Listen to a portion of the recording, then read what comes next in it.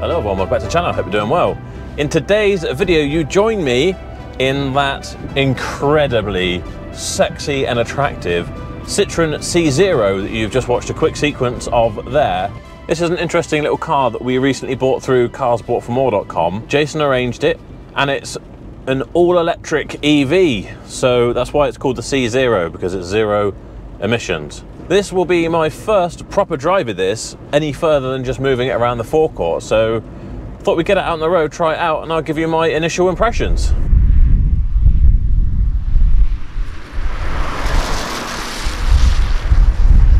So the first thing you notice when you get in here is that it is incredibly brown. Very, very brown. The dashboard's brown, the seats are brown, bits of interior trim are brown. I'm sure someone spec'd it that way because they're a lover of brown. And I suppose in previous videos I said that I like brown. I like brown leather things, but yeah, this is a bit dull, to be honest. But hey-ho, we'll try to see past that for the moment. The weirdest thing about getting in this, with it being so close to like a Citroen C1 or an Igo or something, is you really can feel the weight of the battery pack in this. It's got about an 80-mile range, supposedly. We set out a minute ago with 16 miles of range, and I'll be curious to see how well that actually lasts, because that is the major downfall of most of these older sort of first generation EVs, is that the range just isn't really that impressive. Road noise is much the same as most other sort of C1 Igo type things. They're quite cheaply built, so there is quite a lot of road noise, wind noise, things like that. So it's not, you know, a premium Tesla that's very quiet. It's as you'd expect. Try and get my foot down here and overtake Toby, see if I got the power. Oh, it does pick up well. Okay, there we go. We're flying. It actually picks up surprisingly well. That has surprised me. We were easily doing 60 miles an hour there. You put your foot down, it does have instant torque. But my God, can you feel the weight in the bottom of this thing? You can feel that it's got a lot of weight at the kind of bottom of its center of gravity. It really is kind of cumbersome, and I think with the skinny little wheels, it makes it feel like you are kind of trying to manhandle this car around, really trying to nurse it around corners, especially in the wet like this. You feel like it wants to understeer. That's just my initial thoughts. Perhaps it's something you get used to, but I think as you bowl into a corner with tiny little wheels and brakes, and then you ask it to change direction, it's kind of throwing its heavy battery weight around. It's kind of saying, oh, hang on, wasn't quite ready for that.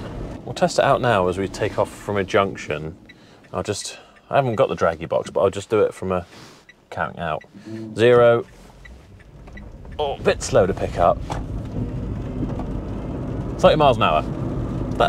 Didn't feel too long. I don't know, maybe Toby can check the footage there and let us know, but you know, it picks up well. Actually, I think it builds better than it picks up off the line. Strangely, with these things, they normally got super light steering and you just barely think about driving them. They're so small and light that, you know, you just kind of throw them around. Actually, the steering is quite sort of firm on this. Again, I'm sure they've had to tailor things because of that massive battery in here, or what I assume is a massive battery.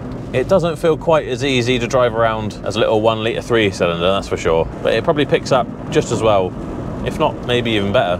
Brakes are pretty good, but again, you can feel that weight there. It's working hard to bring it to a stop. The funny thing is, that even though it's electric, you expect it to be very quiet. I wouldn't say that you would noticeably say that this is that much quieter than, like I say, a 1 litre 3-cylinder that you normally get in a little Citroen IGO, that sort of thing, because the road noise is drowning out any noise that there would be from your internal combustion engine, so you can't say there's any improvement on that front. The loudest thing really is the electric wiper motor. I have to say that is actually a very good turning circle. Feels like now it feels like the engine's stalled. We are down to 12 miles already. We've probably done a couple of miles, so we've lost a few. I have been putting my foot down to kind of see how it picks up, so it's okay. It's not completely tailing off. Despite the weight, there's not too much body roll, and like I say, I feel like you can feel the weight is quite low down.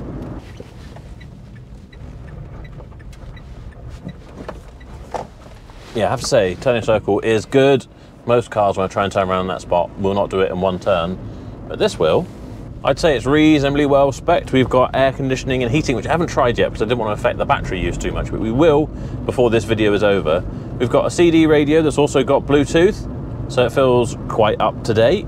As you'd expect, it's got electric windows. It would be weird if it had manual ones, wouldn't it really? But we do retain a manual handbrake, so you haven't got to worry about anything going wrong with your electric handbrake and that saying stuck on. How would I compare this with the Gen 1 Nissan Leaf that we recently had on the channel?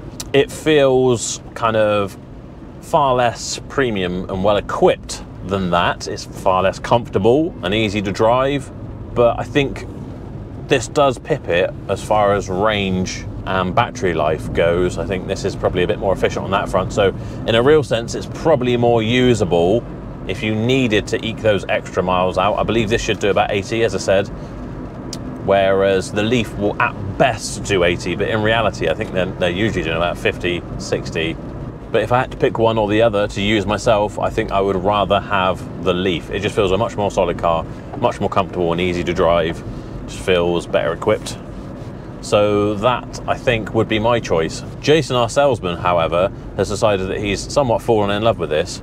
He currently drives a Toyota IQ petrol, but he's seen this. He lives really local to our garage as part of the reason why he wanted to jump ship and come work with us. He's decided that this might be the car for him, although he's going to give it till the end of the month before he makes any decisions. If it's still here at the end of the month, then he wants to try and have a deal with me. So we shall see. I can't see myself wanting to have this as my daily car. But then again, if I lived 2 or 3 miles from work, then it would be the ideal sort of thing, wouldn't it? If you can charge it up, never have to visit a petrol station again. That would appeal. Right, let's try this heating out. Put it on face. See how quickly, I've put it on maximum heat and it's blowing cold air currently. Wonder how, I guess, unlike a conventional internal combustion engine car, once you've been driving your car for a little while, your engine's up to temperature and you can get instant warm air. But this, I assume, needs a heater element to come on. And our range has dropped to 8 miles as a result of turning that on. It cost us about 3 miles right off the bat. And I still haven't had any hot air yet. This is still blowing out cold. I don't know how long that's going to take. It's starting to come slightly, not even warm, but you can tell that it's not chilled air anymore. So heating is very underwhelming. I feel like it is slowly building some heat. I imagine they use quite a small element in this to generate the heat because they don't want to use too much electricity and drain the battery too quickly, affecting your range too much. But it does mean that if you want heat, you need to think about it about 2 working days beforehand and get it warmed up, because it's still not particularly warm. If I was relying on this to warm up my fingers after a cold walk or something, I'd be sorely disappointed. We are now getting something that we could genuinely call warmth, but it's pretty limp-wristed, to be honest, and we're down to 7 miles now. It's a quirky, interesting little car, and it is quite satisfying planting your foot and feeling the electric motors spool up straight away and give you instant power that is hard to describe unless you've experienced it yourself. Just linear, it just goes and goes and goes and goes and goes. There's no changing gear, it's all automatic. It just goes and goes. It is quite fun in that regard, I have to say, but I don't think it's a car I'd like to own myself. Our heat is definitely built up now. It took, in reality, only, what, 2 or 3 minutes to really warm up. Now that I've turned the temperature down again, we've got a range of 9 miles again. So it's calculating everything that we're using to tell us what our range is going to be. Seeing my range go down so drastically just because I want a bit of warmth in the car would annoy me, to be honest. Especially if you did have to do longer journeys than this. Occasionally, you're probably going to, aren't you? You're going to have to do a longer journey once in a while. You might normally only pot to and from the shops, but if this is your only means of transport and for some reason you need to pop up to Bristol, and you know that if you go that far, you're going to have to stop and charge again, even on a fast charger for another 4 hours, that's going to be really annoying. Is it interesting and fun enough to warrant all the next kind of worries that are going to go through your head, like how long will the battery last, how much will it be when I want to change it, how can I get that car serviced, can I take it to a normal garage, can I not? I don't think it'd be worth it for me. Jason obviously seems to think so that's great. He is exactly the right type of person to have one of these. Just pop to and from work, occasionally pop up to Weston, maximum 7 miles away, something like that, and come back, and he can charge it every night or charge it while he's at work. Perfect. But for me, I'm here, there, everywhere. I don't think it would really suit me that well, and it's just, I'd rather have a Leaf. I think they're cheaper, the range is very similar, but they're better equipped and they're nicer to drive. So there we are. As always, if you come here looking for specifications, information and data, I'm probably not the guy for that, but I wanted to give you my initial thoughts. As someone who drives tons of different cars every week, how does this compare? And that is my honest opinion. I hope you've enjoyed the video. If you have, please do give it a thumbs up. Make sure you subscribe. You can follow me on Facebook, Instagram and TikTok. If you want to find any merch or my discount codes or even the podcast, you can find that on my website, shiftingmetal.co.uk. And don't forget, if you're looking to sell your car, visit carsboughtformore.com. We will try and give you the best price going, collect it from you and make it as simple as possible.